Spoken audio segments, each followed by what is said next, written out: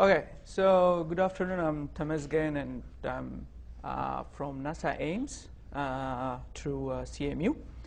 And I've been at NASA Ames for 8 months. So this is a work in progress, and my background is in formal methods, formal verification, static analyzer tools, and so on and so forth. In this talk, I will present CristalCaveGem. It's a tool chain that we still developing, and the main aim of this tool is basically to allow formal verification and code generation for critical systems. So as I said, this is still work in progress, and the idea is to have this open source tool for formal verification and code generation.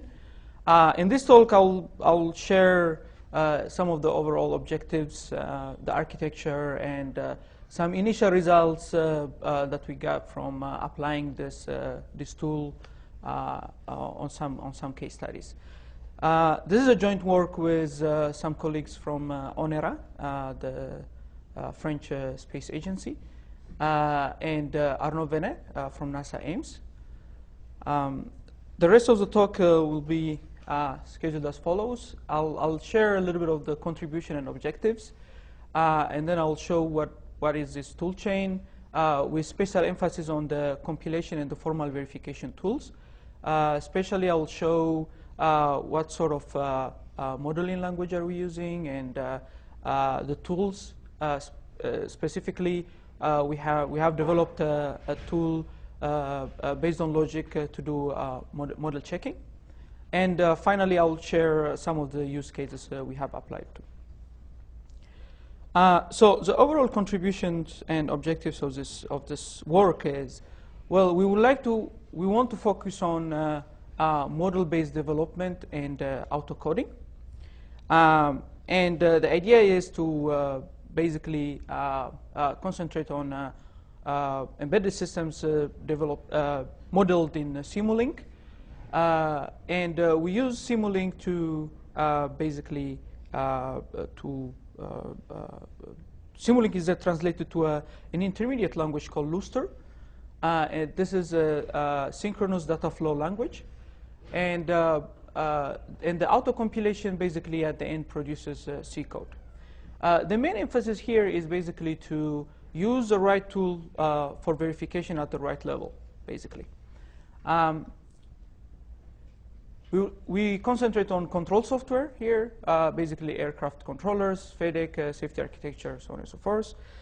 And in terms of formal specifications, we have developed a contract language for Lustre programs, and also allow at the Simulink level to have some annotation blocks, basically to specify some properties of the Simulink blocks. Those will be compiled as Lustre contracts, and the Lustre contracts then at the end will be translated into ACSL contracts. ACSL is basically a specification language for C programs. And in terms of formal verification, well, as I said before, we would like to use the right tool at the right level. So at the level of Lustre, we use SMT-based model checkers to prove safety properties. So we are mainly concerned with safety properties in here. And at the level of C, once we get C code, well, we use FramaC, which is a verification framework for C-based programs, and ICOS, which is a C++ library for static analysis based on abstract interpretation, and this is developed at NASA Ames. And at this level, we would like to do the usual suspects, which are pointer analysis, buffer overflow, so on and so forth. So this is basically the main goal of this project. So the tool chain. So the tool chain. Well, we named it CristalCaveGem, which stands for Critical System Toolchain and Language for Code Generation, Verification, Generic, and Modular. Too long. So the idea is you start with models developed in Simulink. in which we allow also to have some annotation blocks in here. Namely, since we want to verify safety properties, you can use those annotation blocks to specify some synchronous observer. So basically, you observe that certain signals don't issue an alarm, for instance. So this could be a safety property. Then we have adopted an open source tool called GenieAuto to basically produce Lustre code that basically preserves the structure of the Simulink model. And at this level, the annotations blocks are translated into Lustre contracts. So contracts, you can think about contracts are basically a specification of the input-output of a certain block. Okay, so the contracts can only see the input or output, but nothing inside. And at this level, we use a tool called Kind that we developed previously through the University of Iowa and now at Ames, that basically takes a Lustre program and a property and basically proves that the property holds, or it gives you a counterexample if the property doesn't hold. And here is much of the works that we do. Here we use logic-based model checkers based on SMT solvers. And then we have developed a compiler from Lustre to C, Lustre C, that basically also still preserves the modular encoding of the Lustre files. And at this level, we basically use Framacy to verify certain properties. Again, at the C level, the Lustre contracts are translated into ACSL contracts. A little bit in specifics. So GenieAuto, it's an open source code generation tool set developed through an European project. And the aim of this project was to somehow have a certifiable code generation tool. On input, it can take Simulink Stateflow and Cycles models. And in output, it can output C code or ADA. It is nicely architected. It's very modular, allowing the separation of different concerns. And it basically takes a Simulink model and it applies certain model transformation. This allows to have like a modular architecture, and certain parts of the tool is actually produces a certificate that the encoding is actually healthy in some sense. It has some limitations, of course. It can only take Simulink models 2008, only discrete Simulink, and it doesn't allow you to use all these fancy new blocks that MathWorks produces every year. And no complex zeta expressions, just unit delays. In some sense, we think that most of the models that we would like to use in our tool chain can be translated into in a version that GenieAuto can take. Right now, we do this translation from any Simulink models into 2008 by hand, and then we got some students to do the translation from zeta expression to just unit delays. But this will be at some point automatized in some sense. So taking this the GenieAuto, the original one, we basically carried at the point in which we can generate Lustre code. Basically, at the system level, model elements we translated into Lustre elements. And we use a textual graphical editor for Lustre that has xtext grammars, basically. So the main point in here is that GenieAuto has a modular architecture that allows to basically plug in any new output language that you would like. In this case, we use it to basically produce looser code. The main difference, there are other tools that can produce looser code from Simulink, but the main emphasis in here is that the tool actually preserves the hierarchical structure of the Simulink models.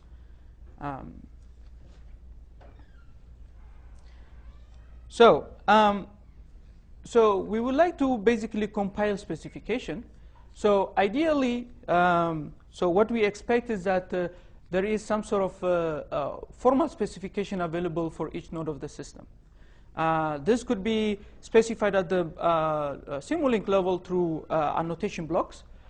And this allows basically, through using this tool chain, allows the traceability of the properties. Because we know that at the Simulink level, a certain block is annotated with some specification. And this is translated into looser contracts and later on to ACSL code. So in here, well, what we mean by requirements is to provide means to express specification at the model level. And this is, as I said, Simulink annotation blocks and then looser contracts. So just a brief overview of what looser is. Maybe someone is not familiar with it. Looser basically is a synchronous data flow language. It's deterministic. In fact, safety critical software must be deterministic. And it allows to specify reactive systems, reaction to events and associated values. And the reaction to events and associated values systems, this looser allows to be more closer to the control engineer rather than the software engineer in some sense. It's a data flow. Basically, this is data are produced at each instant. So this is a graphical representation of this equation in some sense. So basically, in every tick of a clock, there is a new data is computed from input values. So it's a declarative and deterministic specification programming language for model-based development. And in some sense, you can see looser programs as a system of equations between input and output streams. Just a simple example in here. This is a looser node. A looser node are basically just functions. Here, this basically models a thermostat controller, which takes in input the actual temperature, which is a real and up and down button, just to simulate to turn on the thermostat or to turn it down, and returns to a Boolean value, heat or cool, and then it allows you to also have local variables here, desired and margin, and then between let and tell, you basically specify the output values of the variables that we have specified. Here, margin is basically a constant. Basically, it's going to be at every tick of value 1.5, 1.5, 1.5, and then desired. This equation is telling us that at the beginning, it will have the value 21.0, and then at the next value, it will take the value computed by this if then else construct. Here, the pre here indicate we are taking the previous value of desired. Okay, so in some sense, it has a memory in it, so it can refer to previous values of certain variables. So looser contracts are basically allow us to specify synchronous observers. I will explain in a bit what are those synchronous observers. and allow us to basically specify, in some sense, assume guarantee of a particular node. Again, here contracts are basically they talk only about the input and output flows and not about the local variables. And this is basically the syntax to specify the contracts for nodes. So for this particular node, we can have requires and ensures. Requires are basically just a preconditioning of this function, and ensures is basically whatever has to be ensured at the end of computation of this function. Moreover, it allows us to specify observers, and those are the following. So synchronous observers. So for safety properties, again, we are only interested in safety properties. So nothing bad will happen in some sense. Instead of writing the specification, usually you use temporal logic to specify safety properties. We can use directly a state machine to basically capture the property. And the idea here is basically to have an observer of state variables. So you can basically specify it in a way that at every iteration of the function, the signal alarm is not enabled in some sense. So this is called the synchronous observer, and the idea is basically you run the system and the observer in parallel, and then you make sure that at every iteration the flag alarm is not turned on. Okay. So this is some sort of like a usual way of specifying safety properties. In the kind model checker, this is a tool that we have developed. Basically, it takes a looser program and an invariant property, so invariant or safety property, and it uses SMT solvers in the backend to basically it translates the looser program and the property into logical formulas, and then in output it gives you either if the property is valid, or it will give you a trace that the property is not valid. It has a lot of features. It has a parallel architecture in order to scale up the verification process. It also have an engine for automatically generating invariants. Invariants are basically properties that are valid in every iteration of the system. It also has other functionality, like such as that it can verify multiple properties in an incremental fashion.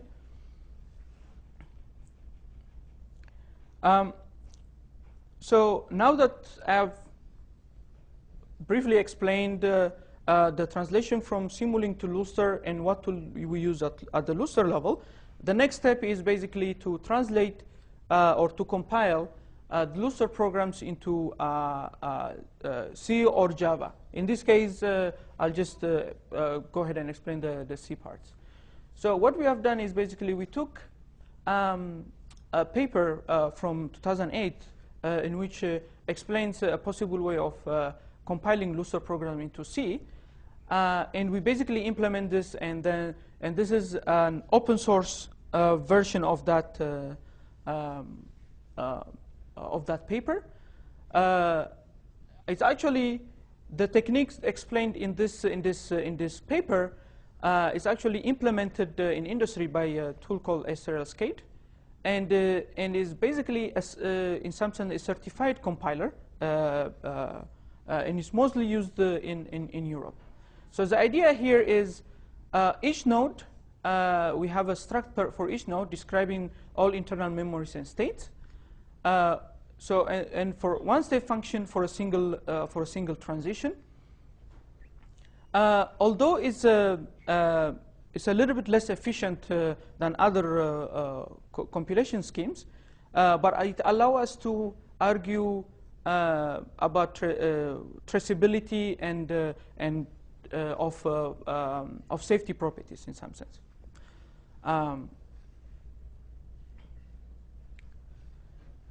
So observers, as I said, are compiled into ACSL contracts. Here is how ACSL contracts would be translated. So in here, we have a node which we call counter, which take an input, a reset value bool, and return a boolean. And then for this node, we specified a simple specification, which is specified in a different node. And this is basically translated using Luster-C into ACSL contracts. And this is how you would specify the ACSL contracts. So there is basically one-to-one mapping between Luster contracts and ACSLs. Of course, the problem becomes when in your synchronous observers contains pre's. That means, like, it refers to previous values of the of a variable, for instance. And in here, what we do is basically we use what they call the ghost structure inside the function to basically update the memory of certain variables. So basically here we introduce those ghost structures basically to update the value of the state variables specified using the pre-constructs.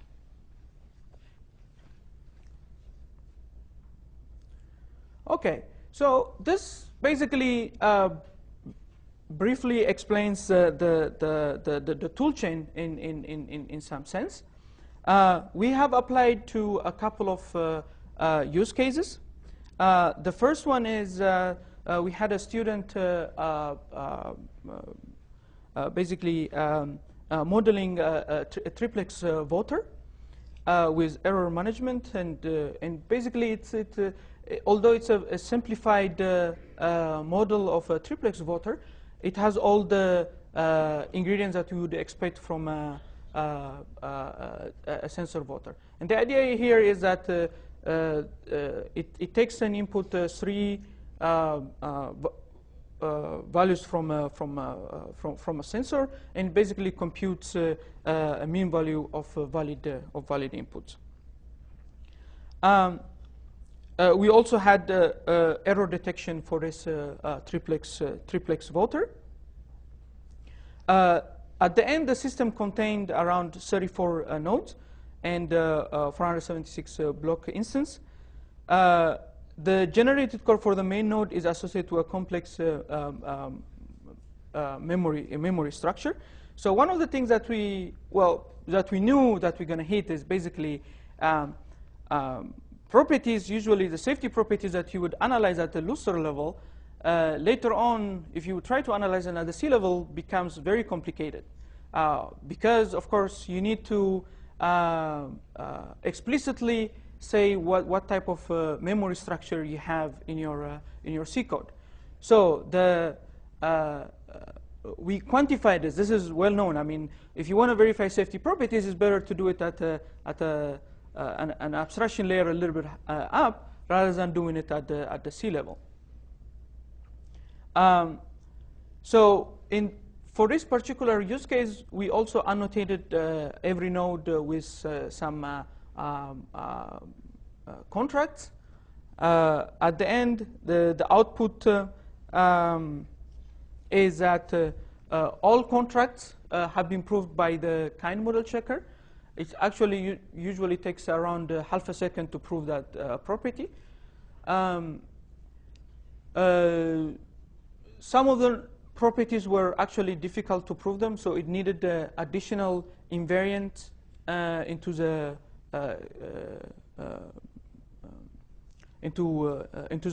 proving engine in order to prove the properties. From a C, we partially revalidated all the generated contracts, but I said it's actually hard to prove those safety properties because you need to give the tool extra information about your memory of the C function that you are using. Another use case that we have done is we use a model from a docking station. This is basically a model that for a space shuttle that uses when it approaches the International Space Station, and it goes through different maneuver. And this is specified in Simulink. It's a very complex hierarchical structure. And what we have done is basically we took this model and we generated the Lucer contract, the Lucer node, and proved a lot of the properties that were necessary for this use case. Okay, so let me summarize this work in progress. So what we have is a tool chain, an open source tool chain, that allow us to plug in the right tool at the right level for verification. The aim is to have traceability of properties and to have a potentially certifiable tool. Looking ahead, well, we have lots of things to do. Basically, we would like to support developing the support for arrays, have MATLAB scripts to basically translate Simulink models with recent versions to the version that we actually accept. And we at the moment, we are also trying to use this toolchain on a use case from NASA, the TCM, the Transport Class Model, that we hope to do by early next year. The other direction that we are exploring is the fact that, so we're translating Lucer into C, but we would like also to give the user a certain certificate that whatever you will produce is actually valid. In this case, we're trying to use MCDC type of coverage to generate some test cases from the Lucer programs that you can actually apply into your C code. And last but not least, we also trying to integrate ICOS, the abstract interpretation-based static analyzer, into this tool chain. Okay, that's all.